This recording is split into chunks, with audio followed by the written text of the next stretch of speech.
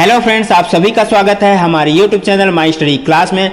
जैसा कि साथियों, हम आप लोगों के लिए जो है खाद्य निरीक्षक परीक्षा की तैयारी से संबंधित अलग अलग टॉपिक से वीडियो ला रहे हैं। तो आज का जो टॉपिक रहेगा वो जीके प्रैक्टिस सेट या ये इसका पहला पार्ट है। ठीक है साथियों, इसमें हम प्रैक्टिस सेट करवाएंगे जिसमें अलग अलग सब्जेक्ट से आपके लिए प्रश्न रहेंगे। जैसा कि आप यहाँ पे देख सकते हो, छत्तीसगढ़ सामान्य ज्ञान से 10 प्रश्न, भारत सामान्य ज्ञान से 10 प्रश्न और कंप्यूटर सामान्य ज्ञान से यहाँ पे 10 प्रश्न। टोटल जो है आपके लिए जो है 30 प्रश्न यहाँ पे आएगा।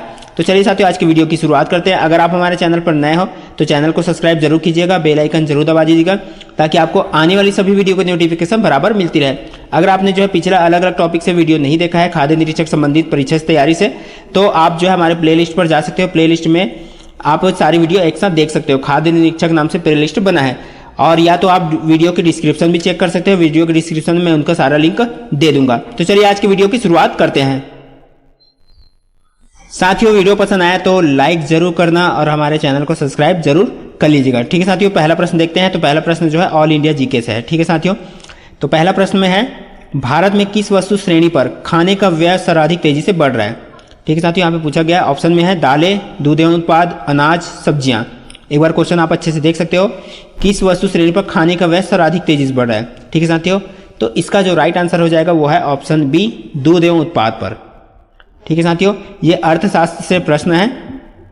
अगला प्रश्न है, भारत में HIV उन्नत बीज की किस्म किसके द्वारा प्रारंभ की गई। HIV का फुल फॉर्म देख सकते हो, हाई यील्डिंग वैरायटी सीड्स। ठीक है साथियों, तो ऑप्शन में है महालनोबिस, जवाहरलाल नेहरू, नॉर्मन बोरलाग या वर्गीस कुरियन। तो इसका जो राइट आंसर हो जाएगा, एक बार आप क्वेश्चन को अच्छे से देख लीजिएगा, नॉर्मन बोरलाग इसका राइट आंसर है। चलिए अगले प्रश्न की ओर बढ़ते हैं। वैट, WVAT, वैट किस प्रकार का टैक्स है। अप्रत्यक्ष, प्रत्यक्ष, वैकल्पिक या AMC दोनों। तो ये किस प्रकार का टैक्स है, अप्रत्यक्ष टैक्स है वैट। अगला प्रश्न है, बॉम्बे स्टॉक एक्सचेंज यानी कि BSE का क्या सूचकांक है। ठीक है साथियों, यहाँ पे बॉम्बे स्टॉक एक्सचेंज यानी कि स्टॉक मार्केट के बारे में पूछा जा रहा है। BSE इसका क्या सूचकांक है, निफ्टी 50, डाउ जोन्स, S&P या कोई नहीं। तो इसका जो राइट आंसर हो जाएगा, तो इसका राइट आंसर हो जाएगा वो है ऑप्शन डी, कोई नहीं। इनमें से कोई नहीं है, BSE का सूचकांक कोई नहीं है। तो BSE का सूचकांक मैं बता देता हूं, तो BSE का सूचकांक होता है सेंसेक्स।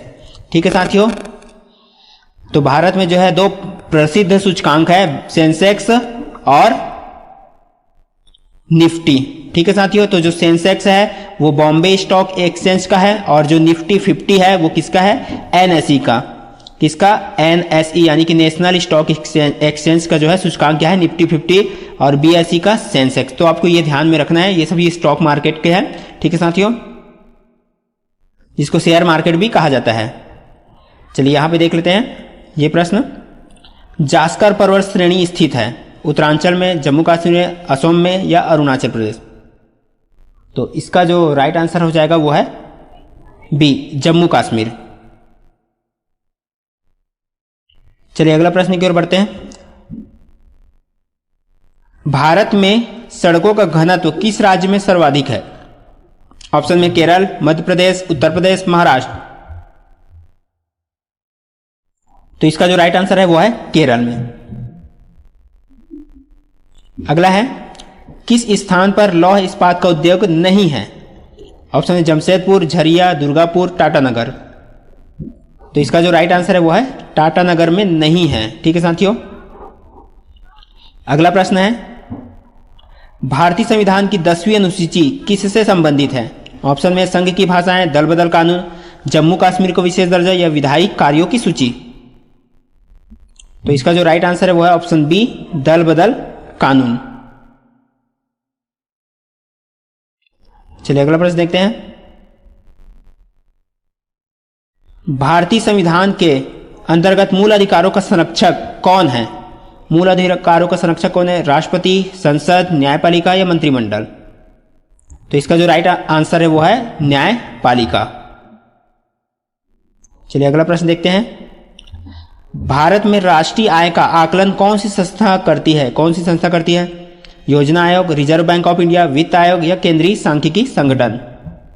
तो इसका जो राइट आंसर है वो है ऑप्शन डी, केंद्रीय सांख्यिकी संगठन। तो साथियों ये था 10 जो है ऑल इंडिया जीके से, जिसमें 1-2 संविधान का आया और बाकी अर्थशास्त्र प्रश्न था। तो इसी तरह और अगले वीडियो में आते रहेगा। तो चलिए अब जो है छत्तीसगढ़ जीके की ओर बढ़ते हैं। तो यहाँ से शुरू हो जाता है हमारा सीजी जीके। ठीक है साथियों, यहाँ से हमारा सीजी जीके, यहाँ पे से जो है 10 सीजी जीके आएगा। तो चलिए पहला प्रश्न देखते हैं छत्तीसगढ़ का। तो पहला प्रश्न है, छत्तीसगढ़ के किस क्षेत्र में धारवाड़ शहर समूह का विस्तार नहीं है? ऑप्शन में है दंतेवाड़ा, भानुप्रतापपुर, कवर्धा या कोरिया। तो इसका जो राइट आंसर है वो है ऑप्शन डी, कोरिया में। यहां पे नहीं है पूछा गया। ठीक है साथियों, अगला प्रश्न है, छत्तीसगढ़ में छुरी उदयपुर पहाड़ियां का विस्तार है कहां है? कोरबा रायगढ़, कोरबा बलरामपुर, बलरामपुर सूरजपुर या बिलासपुर कवर्धा। ठीक है साथियों, तो इसका जो राइट आंसर है वो है कोरबा रायगढ़। ऑप्शन ए इसका सही आंसर हो जाएगा। अगला प्रश्न देखते हैं, शिवनाथ नदी की सहायक नदी है, इनमें से पहचानना है बोराई, जमुनिया, टेसुआ, खोरसी या लीलागर। इनमें से कौन सा जो है शिवनाथ नदी की सहायक नदी है? तो ऑप्शन ई इसका राइट आंसर हो जाएगा, लीलागर। अगला प्रश्न है, कौन सी जोड़ी छत्तीसगढ़ में आदिवासी विद्रोह एवं उसके नेता सुमेलित नहीं है पूछा गया। ठीक है साथियों, यहाँ पे क्या पूछा गया? सुमेलित नहीं है। तारापुर विद्रोह, दलगंजन सिंह, परलकोट विद्रोह, गेंद सिंह, मेरिया विद्रोह, हिरमा माझी, कोई विद्रोह, गोपीनाथ, बस्तर विद्रोह, गुंडादुर। तो कौन सा सही नहीं है? तो इसका जो राइट आंसर है वो है ऑप्शन डी, कोई विद्रोह, गोपीनाथ। ये सही नहीं है। ठीक है साथियों, अगला प्रश्न है, छत्तीसगढ़ राज्य लोक सेवा में सीजीपीएससी में वर्गीकरण की क्या व्यवस्था है? ऑप्शन है द्विविभाजन व्यवस्था, एकल व्यवस्था, त्रिविभाजन व्यवस्था, चतुर्थ विभाजन व्यवस्था या विभागवार पृथक व्यवस्था। तो इसका जो राइट आंसर है वो है ऑप्शन ई, विभागवार पृथक व्यवस्था है। चलिए अगला प्रश्न देखते हैं, छत्तीसगढ़ ग्रामीण विकास विभाग CG panchayat and rural development का प्रशासनिक प्रमुख है। मुख्य कार्यपालन अधिकारी, विकास आयुक्त, उप आयुक्त विकास या मुख्य सचिव या अतिरिक्त सचिव। तो इसका जो राइट आंसर है ऑप्शन बी, विकास आयुक्त। चलिए अगला प्रश्न है, रायपुर को नगर निगम का दर्जा कब मिला था? वर्ष 1956 में, वर्ष 1951 में, वर्ष 1961 में या वर्ष 1967 में। तो इसका जो राइट आंसर है वो है वर्ष 1967 में।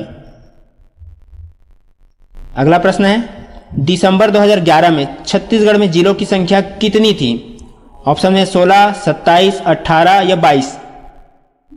तो कितनी थी? तो इसका जो राइट आंसर है 18 था। ठीक है साथियों, 2011 में जो है छत्तीसगढ़ में जिलों की संख्या कितनी थी? 18। उसके बाद जो है 2012 में जो चेंजेस हुआ, 9 नए जिले बने, तो 27 हो गया। और अब कितने जिले हैं? 32 जिले हो गए हैं। अगला है, कलचुरी राजवंश की किस शाखा ने छत्तीसगढ़ में राजनीतिक सत्ता स्थापित किया? बेहुरी, लहुरी, त्रिपुरी, कलिंग। तो इसका जो राइट आंसर है वो ऑप्शन बी, लहुरी शाखा ने। चलिए अगला प्रश्न देखते हैं यहां पे,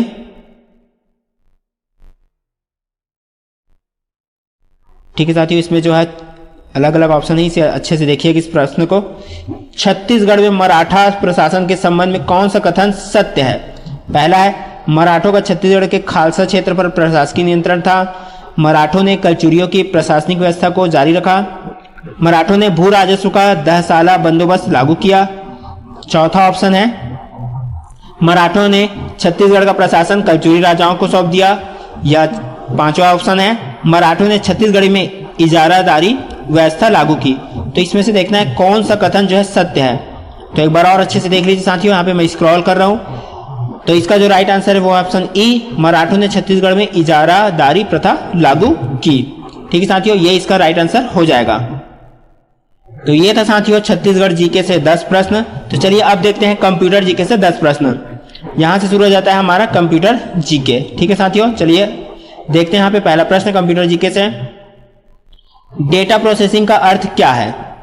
गणना कार्य करना, डेटा का संग्रह, कंप्यूटर की कार्यप्रणाली या वाणिज्यिक उपयोग के लिए जानकारी तैयार करना। तो इसका जो राइट आंसर हो जाएगा वो है उपयोग के लिए। ठीक है साथियों, यहाँ पे देख सकते हैं उपयोग के लिए जानकारी तैयार करना डेटा प्रोसेसिंग का अर्थ है। चलिए अगला प्रश्न देखते हैं। एटीएम क्या होता है? बिना स्टॉप के नकदी देने, बैंकों के स्टाफ मुक्त युक्त काउंटर, या बैंकों की शाखाएं, इनमें से कोई नहीं। तो इसका जो राइट आंसर है वो बिना स्टाफ के नकदी लेन देन। ठीक है साथियों, नकदी लेन देन। ठीक है, यहां पे नकदी देन होगा। ठीक है साथियों, बिना स्टाफ के नकदी देन होगा, ये वाला नहीं होगा। ठीक है साथियों, ये सही हो जाएगा, बिना स्टाफ के नकदी देना। अगला प्रश्न है, कंप्यूटर प्रोसेस द्वारा इंफॉर्मेशन में परिवर्तित किए जाते हैं किसको? इनपुट को, डेटा को, नंबर को, या सभी कथन सत्य है? तो इसका जो राइट आंसर है वो है ऑप्शन बी, डेटा को। अगला प्रश्न है, एक इलेक्ट्रॉनिक डिवाइस जो डेटा को इंफॉर्मेशन में कन्वर्ट करते हुए प्रोसेस करता है क्या कहलाता है? कंप्यूटर, केस, प्रोसेसर, या इनमें से कोई नहीं? तो इसका जो राइट आंसर है वो है प्रोसेसर कहलाता है। ठीक है साथियों, ऑप्शन सी इसका राइट आंसर हो जाएगा। अगला प्रश्न है, प्रथम गणना यंत्र है कैलकुलेटर, डिफरेंस इंजन, अबेकस, या घड़ी? तो इसका जो राइट आंसर है वो है अबेकस। अगला प्रश्न है, पैकमैन नामक प्रसिद्ध कंप्यूटर किस काम के लिए बना था? किस काम के लिए बना था? बैंक, शेयर बाजार, खेल, पुस्तक प्रकाशन? तो इसका जो राइट आंसर है वो है ऑप्शन सी, खेल के लिए। अगला प्रश्न देखते हैं, किसने प्रथम मैकेनिकल कैलकुलेटर का निर्माण किया था? ऑप्शन में है John Pauli, John Mauchly, Blaise Pascal, Howard Aiken, या इनमें से कोई नहीं? तो इसका राइट आंसर हो जाएगा ऑप्शन बी, ब्लेज पास्कल। चलिए अगले प्रश्न की ओर बढ़ते हैं, किसने पंच कार्ड का आरंभ किया? जैकवार्ड, पावरस, पास्कल, या इनमें से कोई नहीं? तो इसका जो राइट आंसर है वो है इनमें से कोई भी नहीं है। अगला प्रश्न है, कंप्यूटर के बुनियादी संरचना का विकास किया था? जॉन मॉकली ने, जैकवार्ड ने, चार्ल्स बेबेज ने, या ब्लेज पास्कल ने? तो इसका जो राइट आंसर है वो है चार्ल्स बेबेज ने, जिनको जो है कंप्यूटर के पितामह भी कहा जाता है। कंप्यूटर के पिता जो है चार्ल्स बेबेज को कहा जाता है, फादर ऑफ कंप्यूटर। अगला प्रश्न है, इनमें से कौन सबसे बड़ा, सबसे तेज और सबसे महंगा कंप्यूटर है?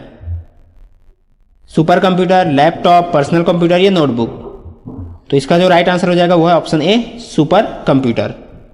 ठीक है साथियों, तो ये था हमारा जो है कंप्यूटर से भी 10 प्रश्न, तो टोटल हमारा 30 प्रश्न हो जाता है। तो आज की वीडियो को देखने के लिए साथियों बहुत बहुत धन्यवाद।